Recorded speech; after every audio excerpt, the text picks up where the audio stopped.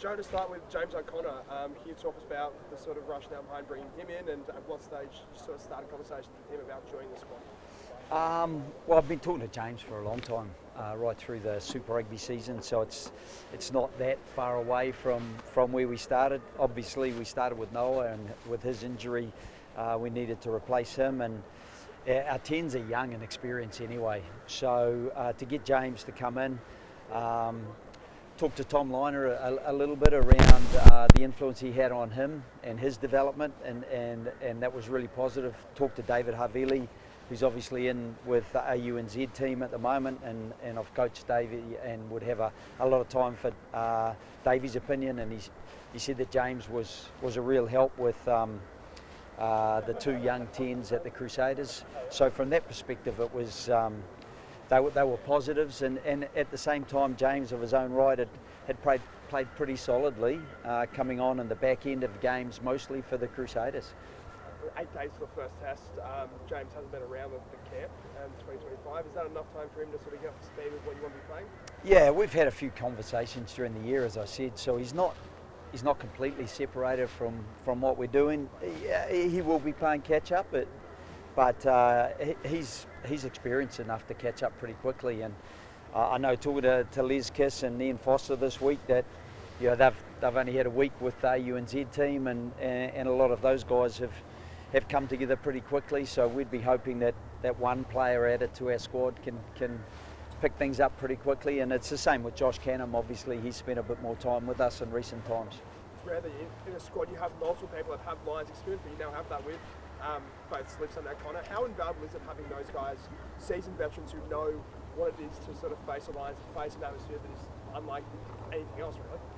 Yeah, I think it's probably similar to World Cup. So I've been in enough Lions tests without being in coaches' boxes, and the volume of noise, everything's ramped up. The microscope you're under, the pressure you feel, and for those guys just to relieve that pressure valve just a little bit, I think will be useful for us.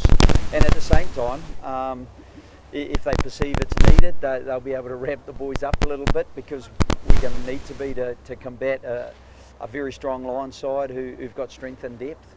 You did have Tay Nedmed training with the squad, but you've gone for James. Obviously, you want experience. What specifically are you after from him in these 3 weeks?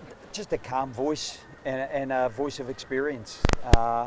One of the things I've learned in a long coaching career, it seems like a long time ago that I started, is that there's a lot of player-to-player coaching, particularly when you've got good players with good experience. And so, the time that he can spend out just reviewing training sessions or decisions with the 10s, I think that will be really useful for us. And he sees the game well, and I think experience allows you to see the game a little bit better, just because you've experienced some circumstances where you've made good or bad decisions, or the game has swung on moments where you've had to make decisions. And having been there and done that, he can pass on that experience, and, as I said, in a pretty calm manner. He knows Tom Liner and Ben Donaldson well enough that he will pick those two guys up and be really useful, I think. Daniela wasn't expecting to be named. Is he lucky to be in, or was he always? Yeah, I didn't have that discussion with him. So if that was a perception he had, then hopefully that's a motivation for him. He is in, and it's a massive opportunity for him. And at the same time, it's probably something that he wants to be challenged on, and make sure he does put his best foot forward. Can I ask on the flip side, Noah missing out because of injury, how much did that hurt, just seeing his growth under you for 12 months? And I guess, can you go through that timeline of, he comes off, I think the initial update was he was sort of up in the sheds asking for one, and then has to go into surgery? Yeah, and those things, that they happen like that sometimes. Perception of injury, symptoms don't always reveal the full extent of an injury, and so symptomatically he seemed to be recovering quite quickly, but diagnostically it was felt best that he undergo some surgery, and so post that nothing happened quickly. There was a lot of reflection, a lot of discussions amongst the coaches, some discussions with some players, and then the final decision. James was unaware that he'd been selected until I saw him this morning, and he was actually just in passing talking to some of the players, and the players said to him, "Oh, wow, great that you're back in the fold," and he said, "Oh no, I was just in town and saw you guys and thought I'd have a chat." And I said, "No, you're back in the fold," and so he's pretty happy to be in the fold, and immediately has a spring in his step, which is great.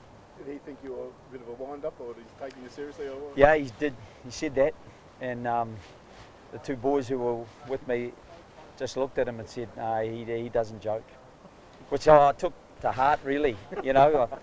I wouldn't say I'm completely humorless, but maybe that self-awareness needs to be a little bit deeper. So what was James's reaction when the pen dropped? You're kidding. That was his reaction, and then I think he was pretty happy. He certainly ducked off pretty quickly to get his gear and come back again. So, the thing was, we'd had discussions earlier in the week. We'd had discussions before the Fiji squad was named.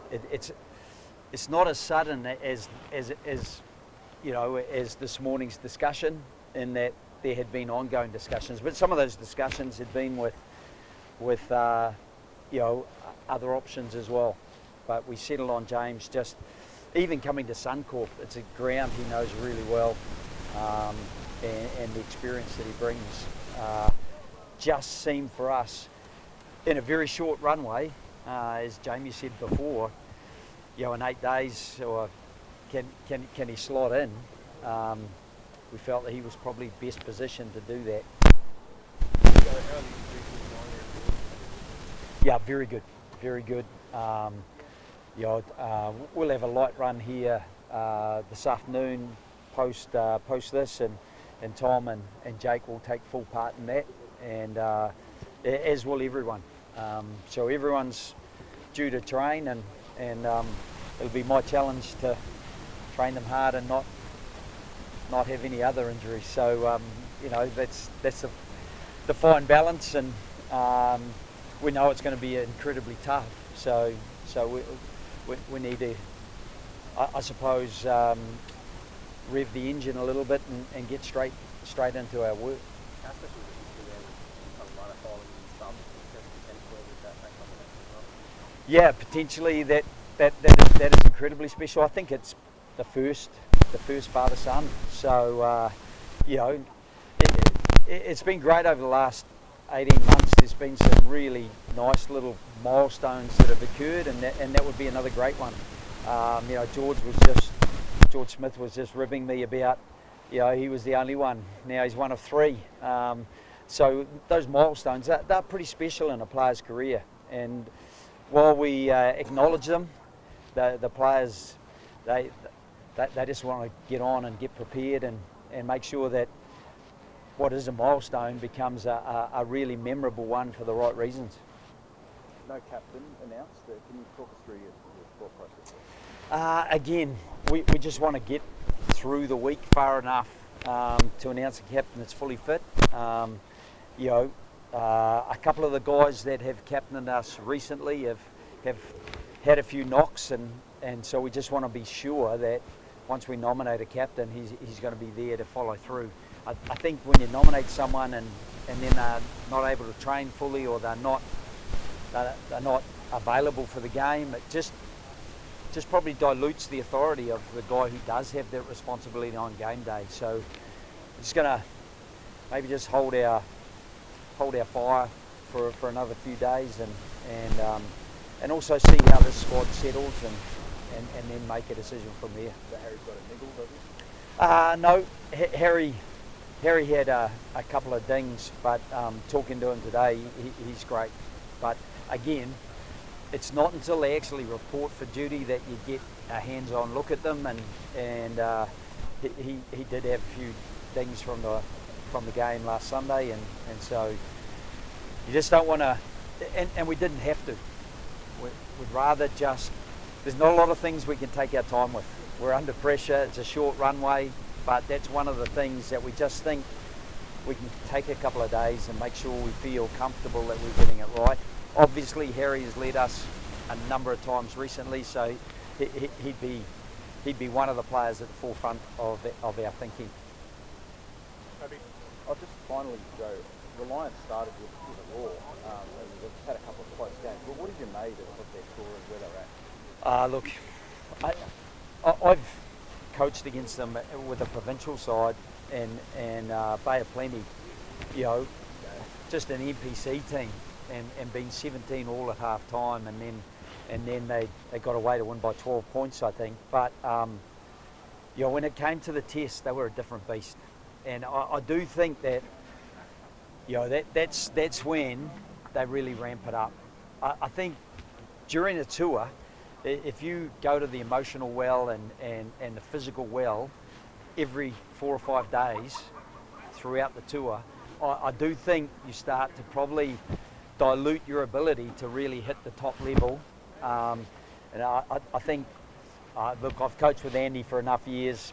He'll have them simmering at the moment. But I've no doubt that come Saturday week, they'll be at the boil.